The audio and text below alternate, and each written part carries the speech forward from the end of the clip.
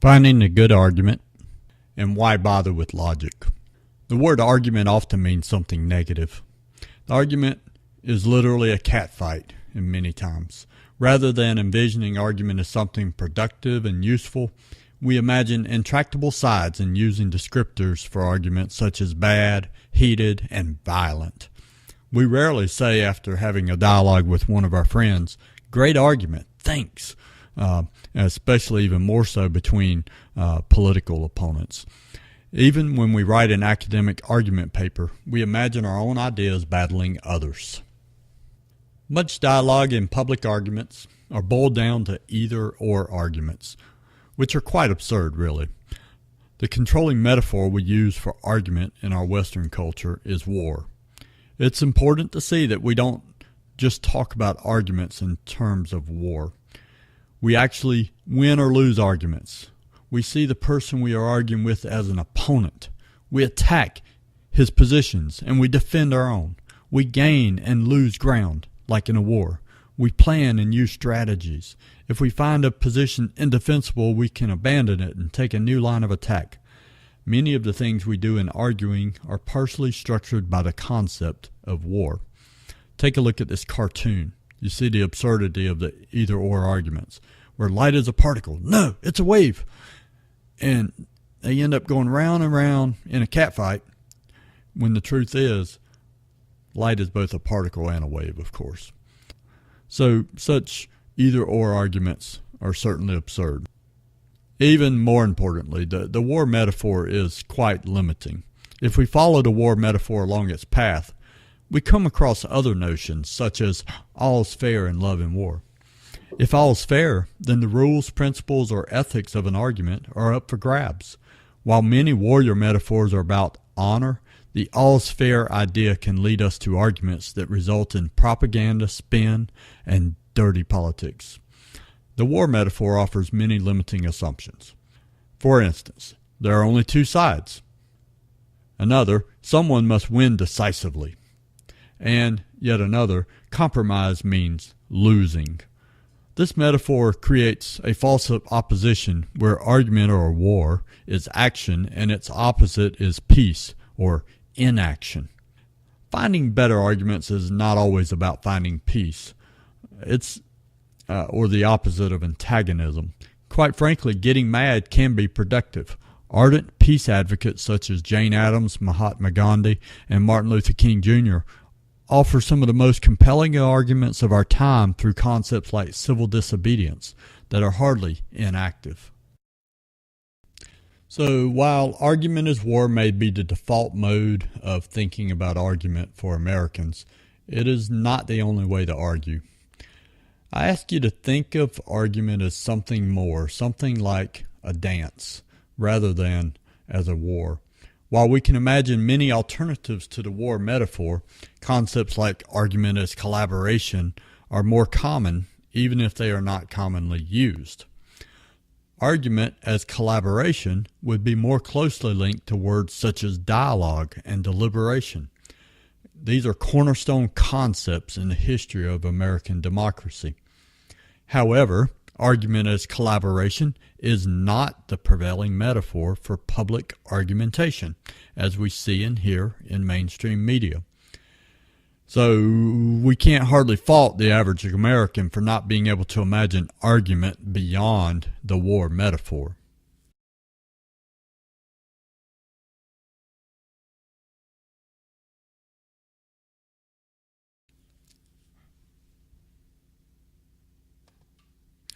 Think back to the coverage of the last major election cycle in 2016, particularly the debates between Hillary Clinton and Donald Trump, opposing party candidates. The opponents on either side, they dug their heels in and they defended every position, even if it was unpopular or irrelevant to the conversation at hand. There was no conversation between the two candidates. The political landscape divides the two into sides with no alternatives. In addition to the entrenched positions, you've got blogs and websites such as factcheck.org, flooding us with lists of the inaccuracies and missteps and plain old fallacies that riddle the debates between the two candidates. Unfortunately, these so-called debates were more like speeches given to a camera than actual arguments deliberated before the public. These important moments, they fail to offer good models, and they lower the standards for public argumentation. On an average news day, there are entire websites, blogs, dedicated to noting ethical, factual, and legal problems with public arguments, especially on news and radio talk shows. This is not to say that all public arguments set out to mislead their audiences, but rather that the discussion that they're often masquerading as arguments are actually just merely opinions or spin on a particular topic and are not carefully considered quality arguments. What is often missing from these discussions is research, consideration of multiple vantage points, and quite often basic logic. So this turns our public dialogue or so-called dialogue or argument into more of a circus rather than a discussion. On news shows, we encounter a version of argument that seems more like a circus than a public discussion. Here's the visual we get of an argument between multiple sides on the average news show. In this example, we have a four-ring circus. While all of the major networks use this visual format, multiple speakers in multiple windows, like the Brady Bunch for the news, it is rarely used to promote ethical deliberation. These talking heads offer a simulation of an argument. The different windows and figures pictured in them are meant to represent different views on a topic, often liberal and conservative. This is a good start, maybe, because it sets up the possibility for thinking through serious issues and needs of solutions. Unfortunately, the people in the windows never actually engage in an argument. As we'll discuss, one of the rules of good argument is that participants in an argument agree on the primary standpoint and that individuals are willing to concede if a point of view is proven wrong. If you watch one of these arguments, you'll see a spectacle where prepared speeches are hurled across the long distances that separate the participants, and rarely do these talking heads respond to the actual ideas or arguments given by the person pictured in the box next to them on the screen, unless it is, of course, to contradict one statement with another of their own. Even more troubling is the fact that participants do not even seem to agree about the point of disagreement. For example, one person might be arguing about the congressional vote on health care while another is discussing the problems with Medicaid. While these are related, they're different issues with different premises altogether. This is not a good model for argumentation, despite being the predominant model that we encounter. We're going to complete this activity thinking outside the text. I want you all to watch this famous video of Jon Stewart on the show Crossfire. I want you to think about the three questions and answer them. What is Stewart's argument? How did the host of Crossfire respond to the very particular argument that Stewart makes? And why exactly are they just missing the point? Once we come back from the Jon Stewart thinking activity, we'll come back to this next slide. How the shallow public models are influencing all of us. These shallow public models, they influence argumentation even among yourselves or in this classroom.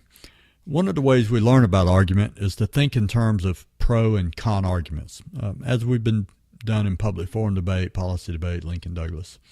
This often replicates the liberal-conservative dynamic that we so often see in the papers or on television, as if there are only two sides to healthcare, the economy, war, the deficit, and so on and so on and so on.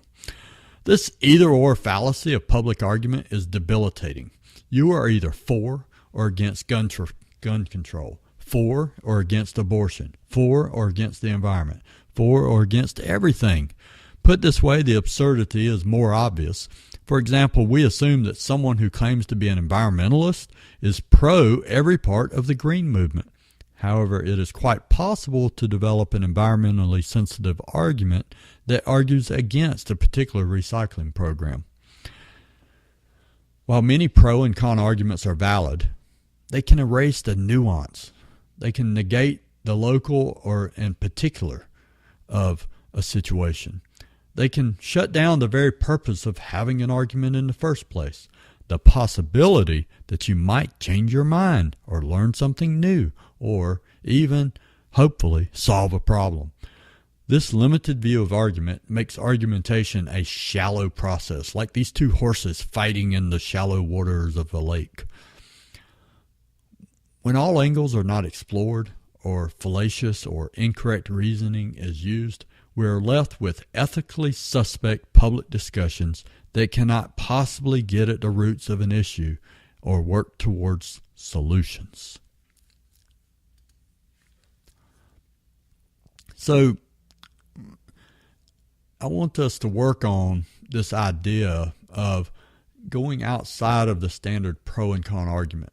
And a good way to do that is to try to find some middle ground and to think on that. So rather than having an either or proposition, we're going to look at argument as being multiple and complex. An argument can be logical, rational, emotional, fruitful, useful, and even enjoyable if we're doing it to seek truth. As a matter of fact, the idea that argument is necessary and therefore not always about war or even about winning is an important notion in a culture that values democracy and equity. That's the reason why we have freedom of speech and freedom of press, and that's why it was so important.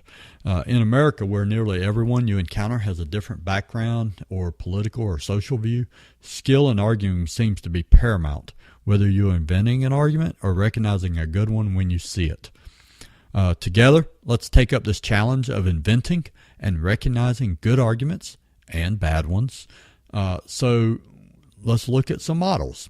We're going to go and look at classical rhetoric. We're going to look at Toulmin's model, as we already have spent some time on. We're going to look at contemporary pragnodialectics, and we'll look at models of argumentation beyond the pro and the con. And pay more attention to the details of an argument that can offer strategy for developing sound, ethically aware arguments.